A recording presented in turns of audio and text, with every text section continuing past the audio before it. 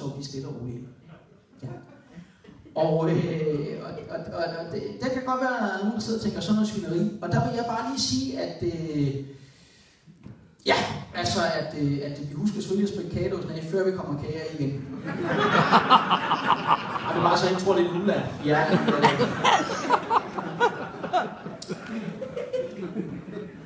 Men igen, det der med iværksætteri og vækst, det langt hen ad vejen, så er det jo også et mentalt spørgsmål om at flytte sig og ligesom komme videre til det næste niveau.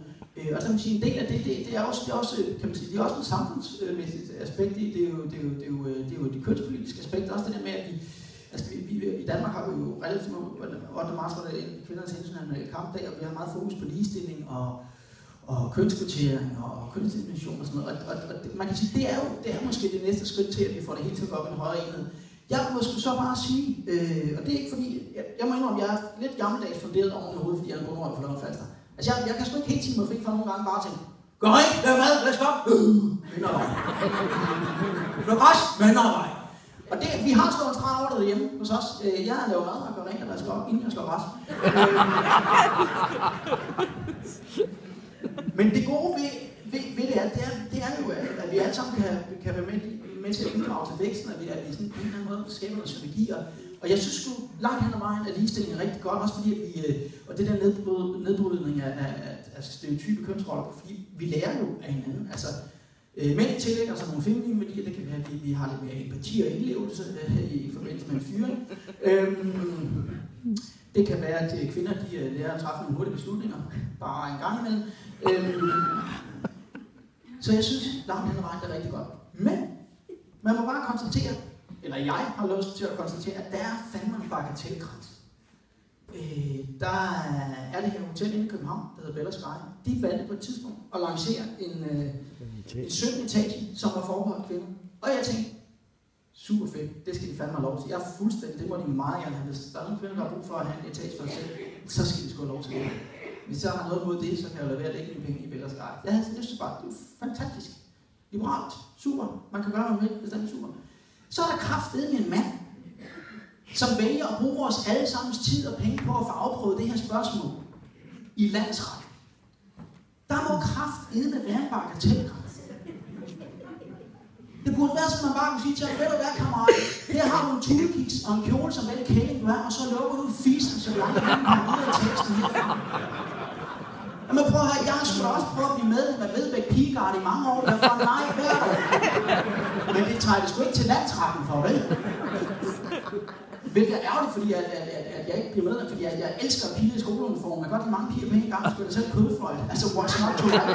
Altså. Og hvis jeg skal grave helt ind i materien af den her sag, så tror jeg faktisk ikke, det har noget at gøre med, at han er blevet stødt på manchetterne. Jeg tror, det har noget at gøre med, at han er oppe i sin privat mand i hjernen, bare tænker, og jeg er en hel etage fuld af kvinder. Men jeg må ikke komme der. Jeg tror nok, jeg ved, hvad der måske hvis jeg kommer der. Prøv at, jeg ved selvfølgelig ikke, hvad for nogle kvinder, der har valgt at bruge den etage. Men jeg tror faktisk, i bund og grund, måske det er et fåtal, der vil vælge det her. Men, så jeg ved ikke, altså jeg tror bare, min teori er, at der har været 2 typer kvinder op på den etage.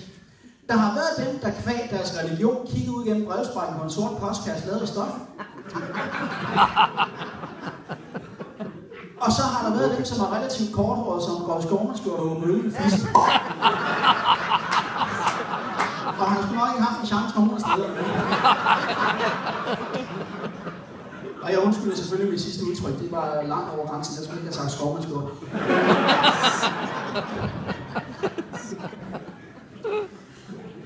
Men vi skal holde kæft, nu er jeg stedet sådan, nu er jeg sgu undskyld. Jeg bliver ved. Vi skal ikke, fordi det der er det gode, det er, at vi lærer af hinanden, og det der med, at vi tillægger hinanden nogle andre værdier, end hvad vi... Og, altså for eksempel sådan noget som, at det er jo blevet sådan i dag, at der er flere og flere kvinder, der slår deres mænd. Og det synes jeg er rigtig, rigtig godt. Jamen, jeg vil da virkelig ønske, at min kone træder karakter der at blive moderne på den ligestilling der, og bare pande mig et par på siden af hovedet, og jeg har været en kæmpe idiot. Men hellere det, hun er sur flere dage i træk, det er kraft, det er med sig op. Hvad fedt, kom for sent hjem, fordi mig skal dem. Hvad fanden laver du? Du kommer for sent, her har du bare, så snakker vi ikke mere om det. Det ville være fedt, Sidste gang jeg var røget uklar med min kone, jeg havde været til fodbold, og så sker der det ubehagelige, at kampen den går simpelthen i overtid.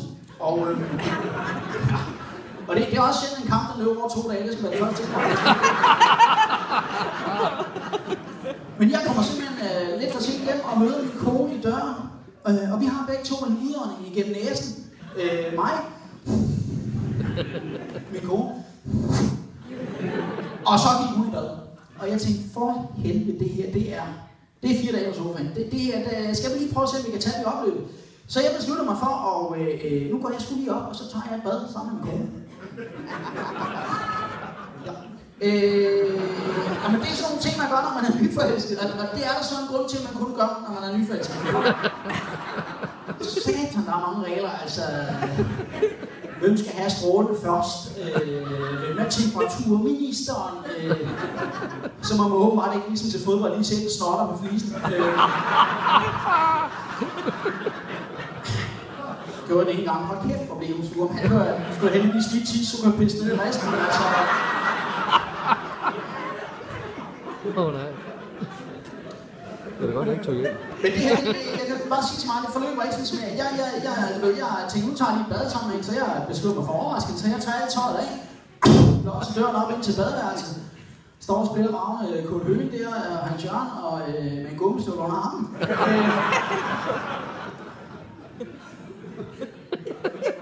Så har hun været i bad.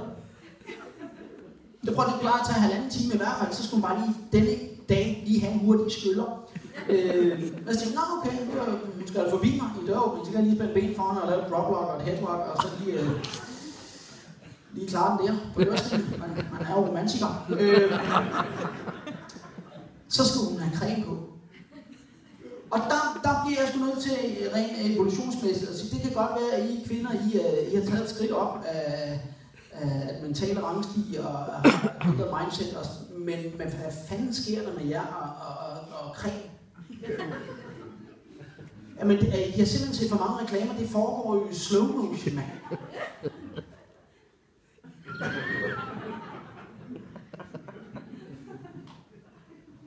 Det er tæt.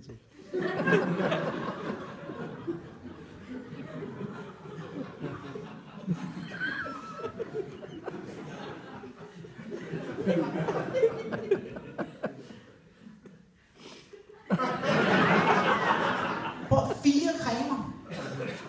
Et fjæs åbenbart en halv hjerne. Altså nu der hun når til creme nummer 4, der kan man bare høre bagved, så det er mig, der har fået lange løg.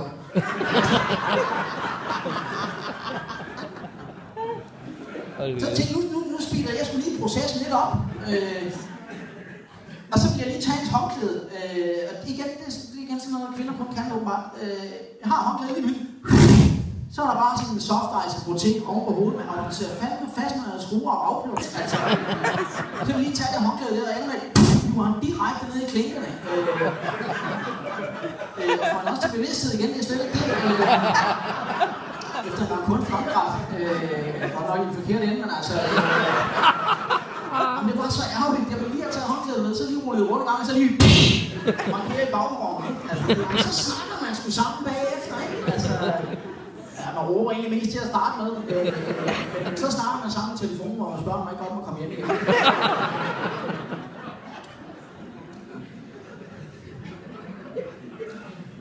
Så, men hvis vi lige skal afrunde det her på en ordentlig måde, fordi nu må I det måske tidsskrevet der, men hvis man lige skal afrunde det på en ordentlig måde, så må sige, det der med, at det er vigtigt at holde gang i julen og efteruddanne og sådan noget, fordi det giver, hvad kan man sige, kvartersløft til hele området.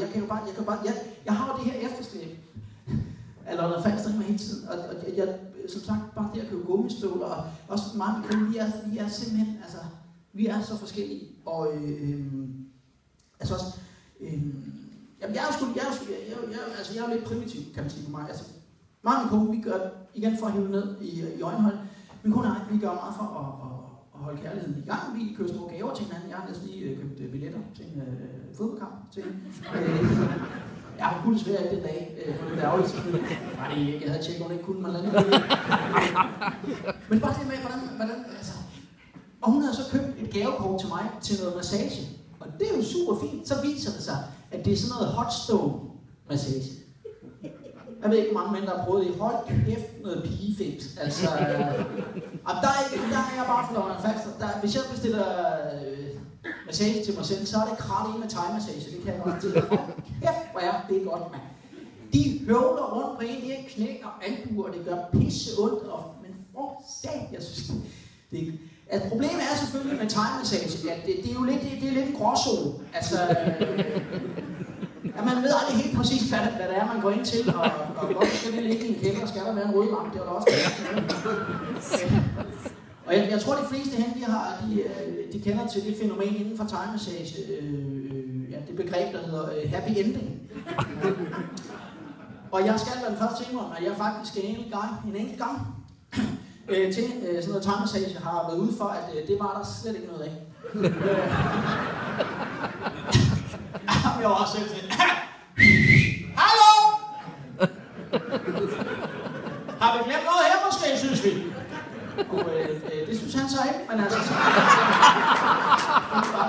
Det var en stor fornøjelse at optage for dig. Jeg håber, I får en god dag. Tak skal I have.